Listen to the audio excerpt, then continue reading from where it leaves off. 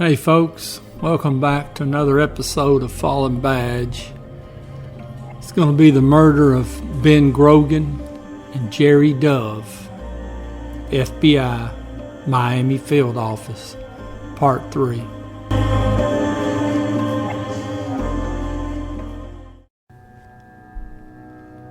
Alright, for the Shootout segment, I'm going to use the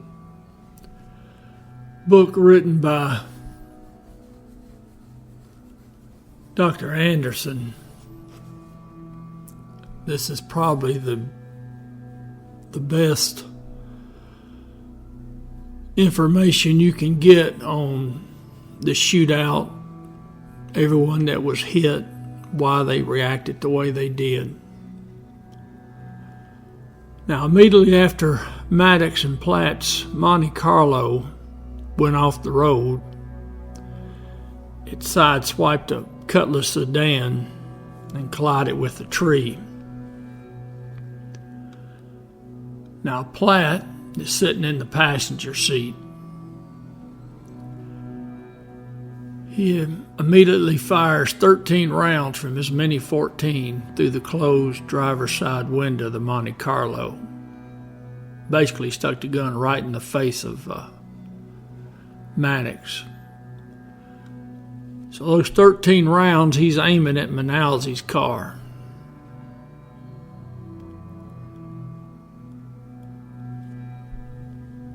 And also McNeil's car as it's pulling up.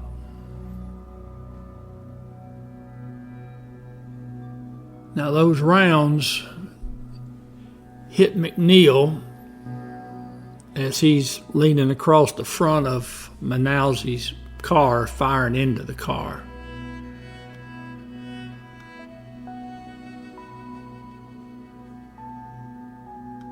Now, some of those 13 rounds were also directed at Morales as he's running across the road. Now, Morales is hitting the left forearm. That round actually just shatters his left arm.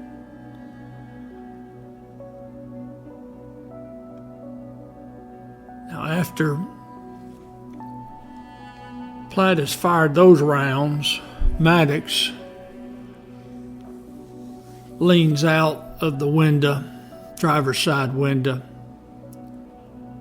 and he cranks off rounds at Grogan and Dove's car with a 12-gauge shotgun. Now, Maddox can only partially open the door, so when he's leaning out, he's not leaning out far. From the seating position, he fires that one round. It's a number 6 shot. Now, it hits the grill of Grogan and Dove's car. Now, Dr. Anderson thinks this is most likely when Maddox received his first wound, which was a round to the right forearm. Now, it entered his right forearm just above the wrist. Dr. Anderson thinks this round was probably fired by Grogan. Fired from a distance of approximately 25 feet. Now, Grogan's bullet entered Maddox's forearm on the little finger side. Traveled just beneath the bones, the ulnar and radius bones. It cut the ulnar artery, and then it exited the forearm on the thumb side. Now, Dr. Anderson speculates that Maddox probably withdrew back inside the Monte Carlo to examine the wound. At this point, McNeil, who'd already fired 4 shots across the hood of Manalzi's car and into the cab of the Monte Carlo, when he was hit in his gun hand by one of Platt's .223 rounds. Now, apparently, McNeil saw Maddox's movements and fired his last 2 rounds out of his revolver at Maddox. Now, the bullet from McNeil's shot number 5 is believed to have caused Maddox's second wound, a head wound.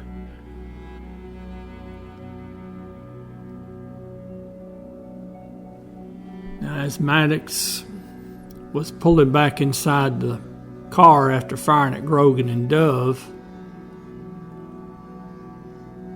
Maddox's head and upper torso would have still been rotated to the left when McNeil's bullet hit him, producing the head wound.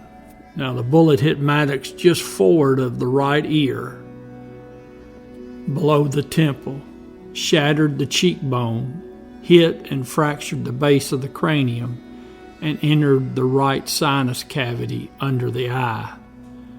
This hit bruised the brain, but did not penetrate the cranium or brain, and Dr. Anderson believes it most probably knocked Maddox instantly unconscious.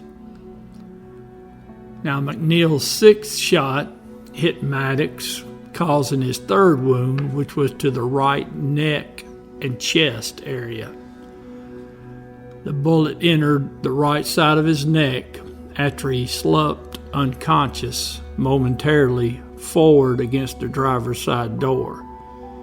Now, this round penetrated the neck at a downward angle and severed the blood vessels behind the collarbone, ricocheted off the first rib near the spine, and came to rest in the chest cavity. It bruised but did not penetrate the right lung. This wound interrupted the blood supply to the right arm and might have also disrupted the brachial plexus to cause dysfunction of the nerves that supply the arm. Dr. Anderson speculates that Maddox's right arm was probably paralyzed by this injury, either immediately by disruption of the nerves or eventually by total loss of blood circulation to the arm.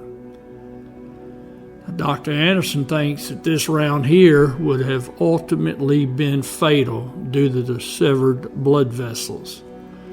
Bleeding from this injury during the next 2 to 3 minutes caused almost a liter of blood to accumulate in the chest cavity. However, for the next minute, it is believed that Maddox slumped over onto his back and lay unconscious on the front seat of the Monte Carlo.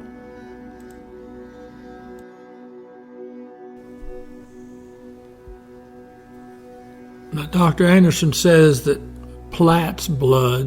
Michael Platt's blood, was not found anywhere inside the Monte Carlo.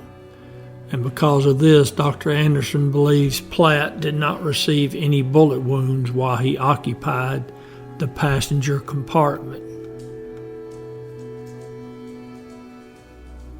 The initial hits on Platt exiting the Monte Carlo.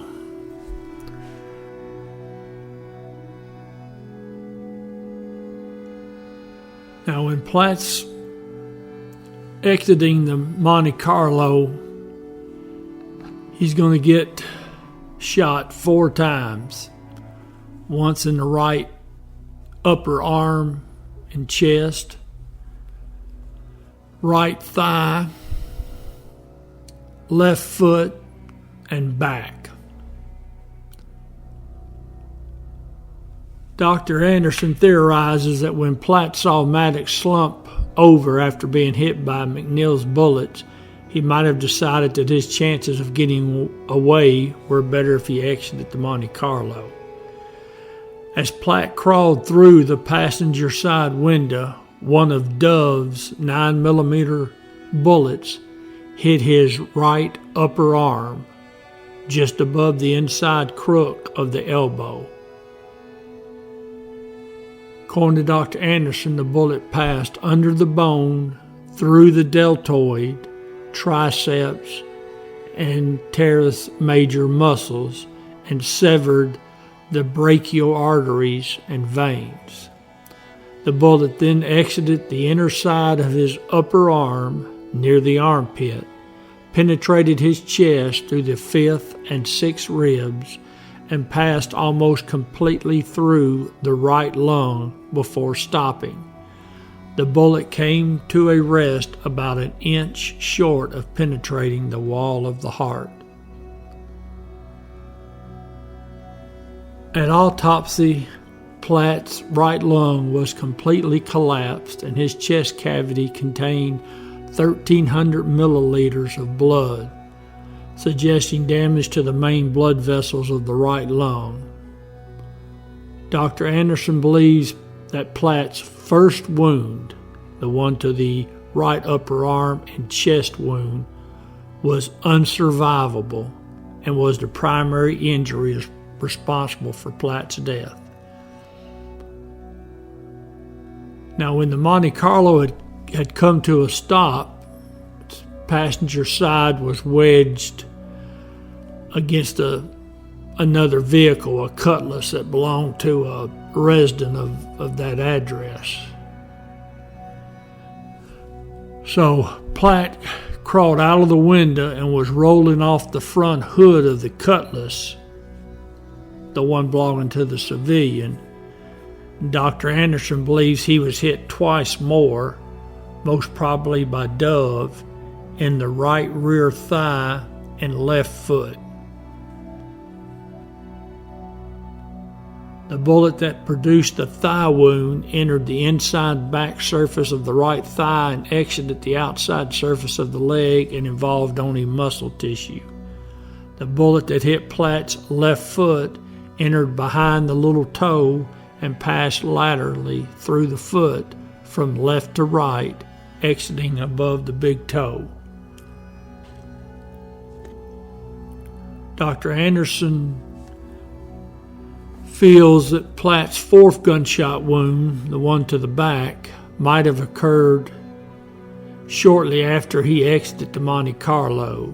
The wound is a left to right grazing wound to the back and may have been inflicted by Arantia, who was in a position across the street and in front of the Monte Carlo. Arantia's bullet might have hit Platt after he got back onto his feet in front of the Cutlass and was turning to his left. The bullet abraded the skin just to the right of the spine in the location of the upper shoulder blade.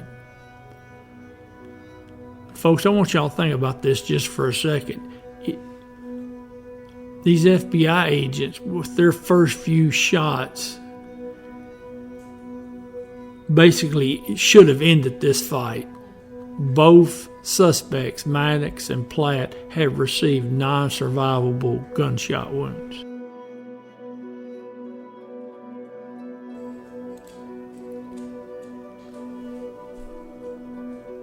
Now we've got Platt's 5th, 6th, 7th, 8th, 9th, and 10th wounds.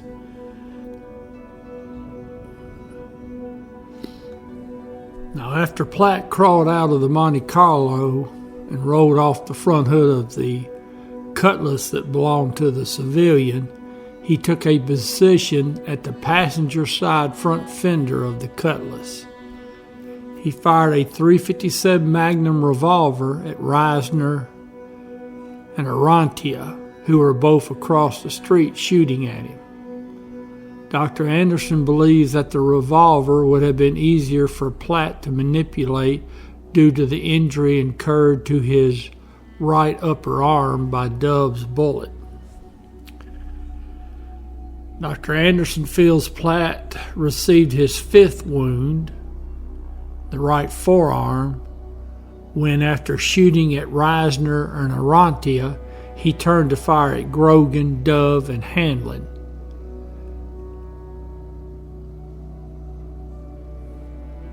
Who are all at the rear of Grogan and Dove's car.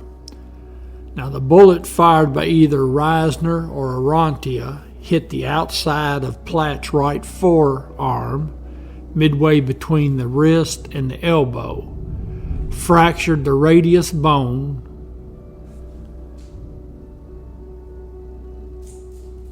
which is the bone in the forearm on the thumb side, and exited the forearm. The bullet also affected the muscles that control the thumb's ability to grip, causing Platt to drop his .357 Magnum revolver. The revolver was found at the passenger side front fender of the Cutlass after the shootout. Now, Dr. Anderson believes that shortly thereafter, Platt incurred his sixth wound, which was inflicted by Reisner. The bullet entered the back of Platt's upper right arm, passed through the tricep muscles, and exited the armpit. It then entered the muscles in the side of his chest and came to a rest in the soft tissues of the right side back below the shoulder blade. The bullet did not penetrate the rib cage, and the resultant wound was not serious. Sounds pretty serious to me. I would have been laying down. Platt then apparently positioned the Mini 14 against his shoulder using his uninjured left hand and manipulated the trigger with a barely functioning finger on his right hand and fired 3 shots. One shot was directed at Arantia and Reisner's location, and one of those rounds hit the steering wheel of the car. Now, Arantia was injured by flying debris from this bullet. 2 shots were fired at McNeil. The first bullet missed McNeil, but the second hit his neck. The second bullet stunned McNeil's spinal cord, causing him to collapse, and he is temporarily paralyzed for several hours afterwards. Then McNeil did later mention the fact that Platt was smiling at him when he shot him. Now, Platt left his position at the passenger side front fender of the Cutlass, moved between the Cutlass and the Trans Am. There was a Trans Am parked beside the Cutlass, between the Cutlass and the house. So you got the house, the Trans Am, the Cutlass, and then the Monte Carlo that Platt and Maddox ran. All right, so he goes between the Cutlass and the Trans Am and began rapidly closing the distance with Grogan, Dove, and Hanlon, and they're behind Grogan and Dove's car. Now, a Mini 14 magazine was recovered adjacent to the passenger side front fender of the Cutlass, suggesting that Platt reloaded before he began his charge.